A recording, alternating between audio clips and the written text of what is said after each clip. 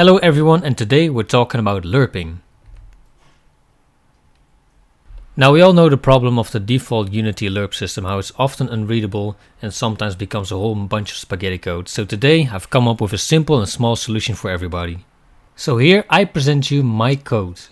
Here we have a very simple lerp function based on the transform of the object, the end position, movement time and a delay because we're using an IE numerator.